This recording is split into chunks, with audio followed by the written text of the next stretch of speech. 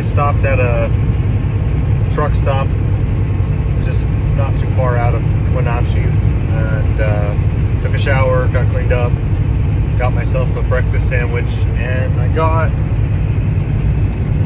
this, which it's the Mountain Dew Pitch Black drink. I haven't seen these since I was in high school. I am a recovering caffeine addict, but you know, if I see a flavor that I used to drink a ton of back in high school, I'm going to get it again and try it. So now it's the Mountain Dew energy drink version, and so had to get it. It doesn't taste as good as I remember it back 10 years ago when I was in high school, but it's pretty good.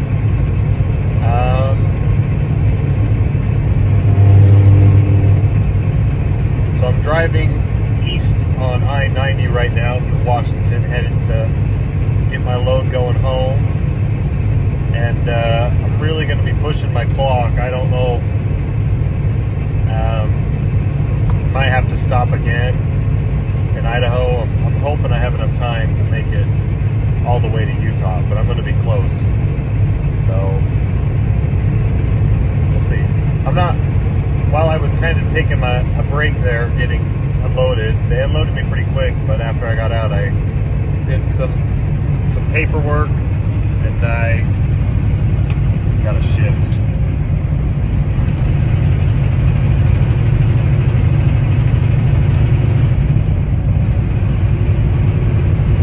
Set my cruise control so I don't have to worry about that anymore.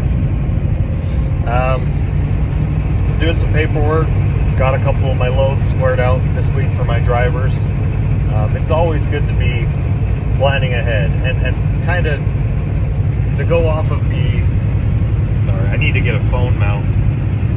Going on what I was kind of thinking about saying this morning, continuing on that, if you're going to be a successful owner-operator and you want to own your own truck or manage other people's trucks, you can't just be a driver. You have to be more than just a driver.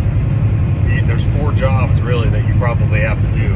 You have to be, 1, a driver. You have to understand how the truck works, know your limits, know how to be legal and compliant, your e-logs, hours of service, scale tickets, know how heavy you can be. You also have to, you really should be somewhat mechanically inclined. So you know what things cost, you know what it takes to fix a truck. Not like you're a certified diesel mechanic and you can rebuild a head on an engine. That's not what you need to do. You need to know what it's going to cost you to run a truck. How much is it going to cost to fix a transmission? How much does a differential cost? You kind of have to have somewhat of a mechanical mindset to survive and diagnose problems. When you're out on the road and you're 2,000 miles away from home, you got to know, hey, if you break down, what are you going to do? What's your course of action? Do you call a tow truck? So those 2 jobs, somewhat mechanically inclined, be a driver. Next thing you got to do is you got to have a pretty good understanding of numbers, and you have to really be, accounting. Not necessarily like you're an accountant and you can do all your taxes yourself, but you got to understand how much things cost, submit invoices, book loads,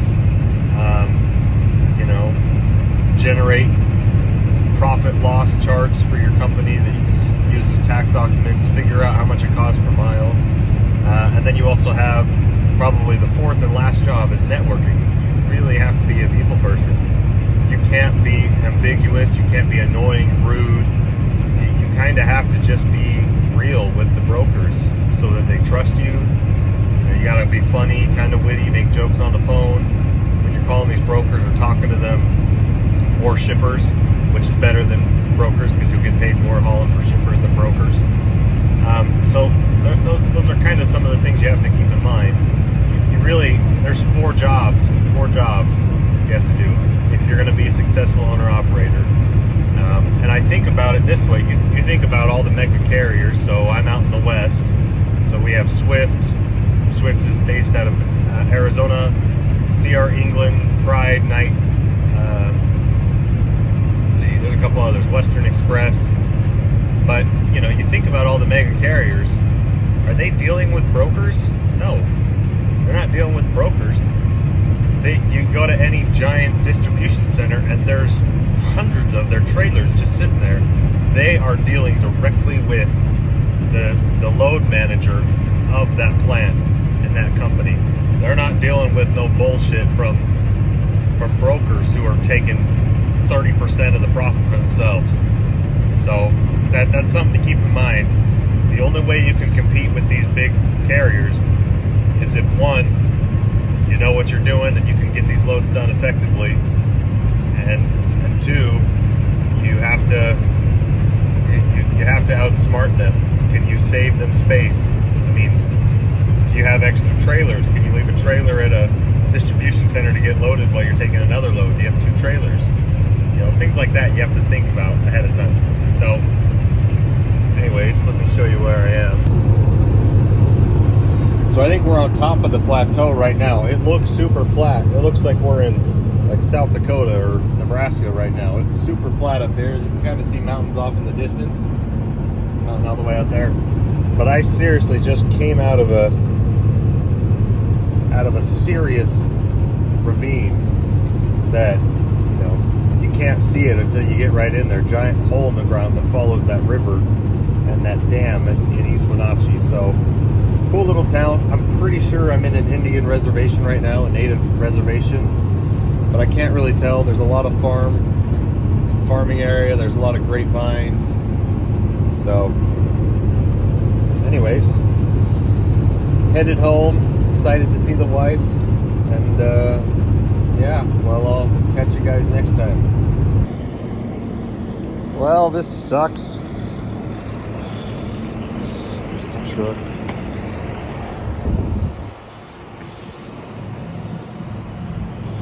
I'm at my favorite gas station, the Space Age, here in Hermiston, Oregon. So it's been a pretty long day. I've been trying to make a lot of phone calls, but my load that I had coming home, I showed up there at the pickup and the loading dock, and well, let me wait till I get in the truck.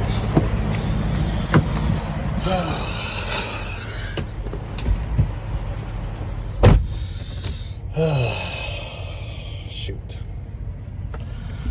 So, it sucks. But it is what it is. This place has free parking. Don't tell anybody. We're in Hermiston, Oregon, right on the border of Oregon and Washington. Not too far from where Highway 84 splits off into 82, and 84 goes to, you know, in the direction of Portland, and 82 goes north. I like coming here. It's not like, it's a little bit out of the way, but fuel here is usually pretty cheap, especially compared to Utah. Since we're a Utah carrier, we get it's a Oregon fuel permit, so we get a rebate of about 27 cents. It kind of fluctuates. Sometimes it's lower, but we get a discount because we prepay our taxes per mile. Oregon's one of those funny states that you have to track how many miles you drive, and then you pay it, and then they give you a refund. So yeah, it's, in my opinion, it's overrated. It's stupid the way that the government feels the need to impose and make you track your mileage. And I mean, you already have to do that for IFTA anyways in your reports, but I mean, you have to report it every month instead of at the year mark. So okay, drop my seat a little bit. I like to drive with my suspension like all the way up. So I got to the dock, I gave them my number. We actually had 3 loads that should have been ready to pick up, but when they give us their loads, it's one of our dedicated routes. We have like a week to pick it up, but I don't know, I showed up and I gave them all the numbers, and for whatever reason they said that none of our numbers were valid. So either the headquarters at corporate messed up and the load's not actually ready yet, or they just gave us fake numbers, or someone else took it. I'm not really quite sure. I don't want to bag on them too much, because it's one of our best routes, the one that I'm picking up and going home with. The only issue is it is a 24/7 dock, which is good, but the headquarters and the people that give us the numbers don't work on the weekends. It's like the dock's open, but if your numbers are wrong, they can't fix it. You're stuck there. And so we'll see. Today's Sunday, and I kind of, that's my own fault for driving on a weekend, that it's hard to get loads on the weekend.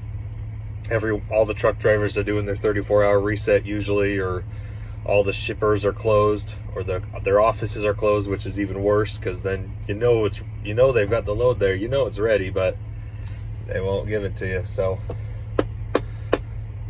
that sucks. So I've been on the phone with a lot of brokers trying to get it out, get a load home. Nothing that has to pay super good, just my fuel to get home.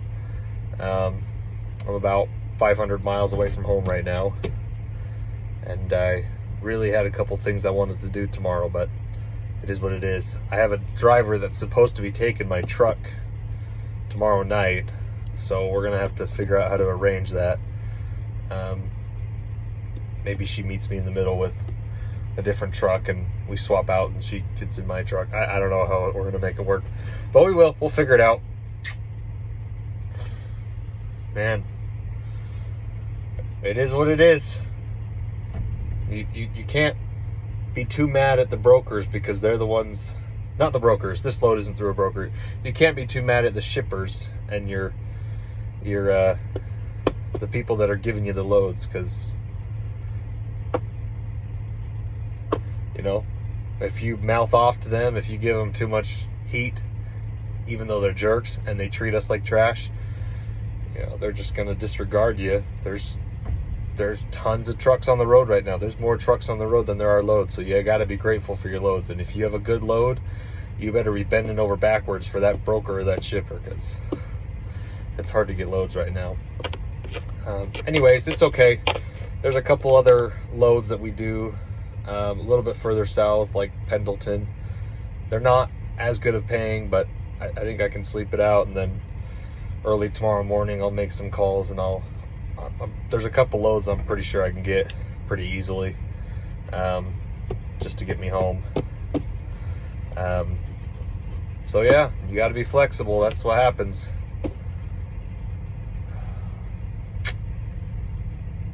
Oh man.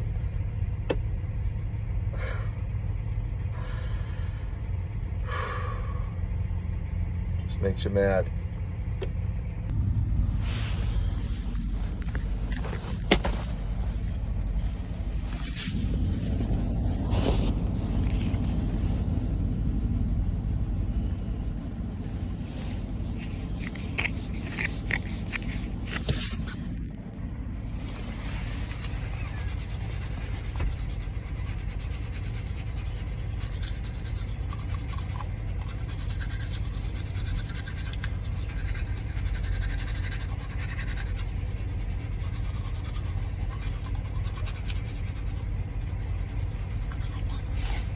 Still mad.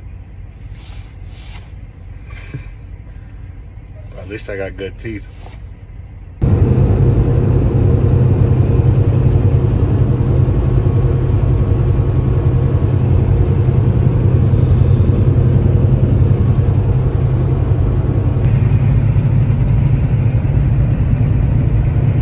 Alright, so I don't know if this is the best place to be recording this. I'm a little bit calmer now than I was last night. I found a load this morning. It didn't pay very good, only like $2.30 a mile. Hauling juice from Walla Walla, Washington. And yeah, had a couple other pieces of bad news. I had a truck breakdown in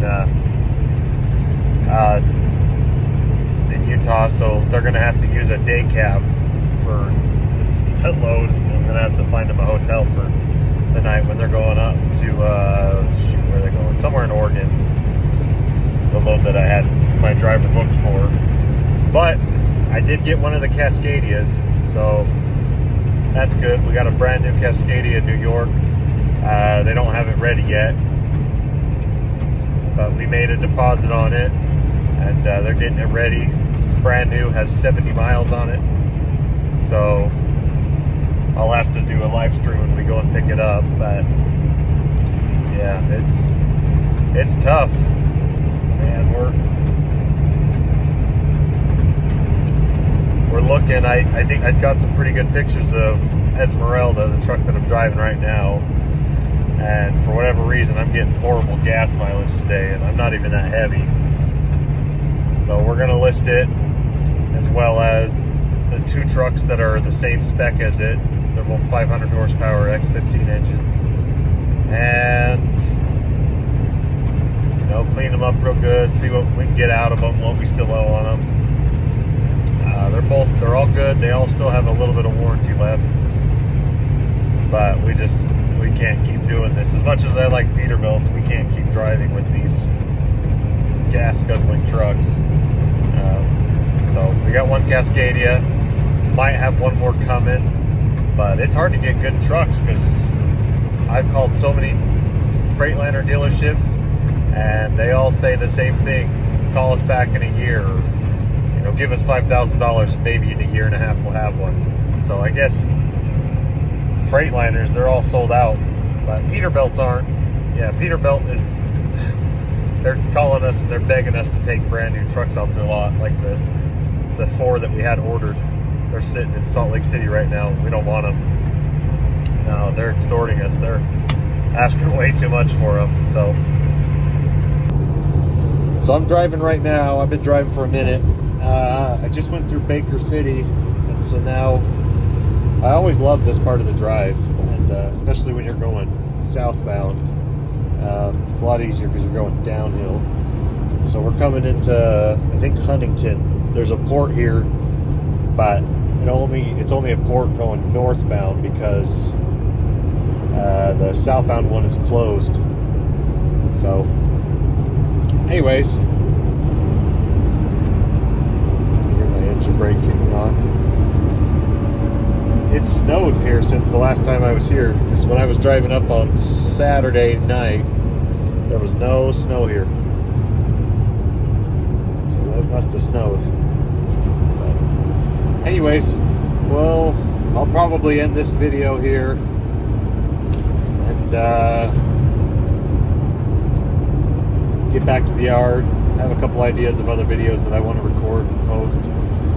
But yeah, we got some good things happening, some bad things happening, dealing with some of these shippers and these brokers. See you guys in the next video.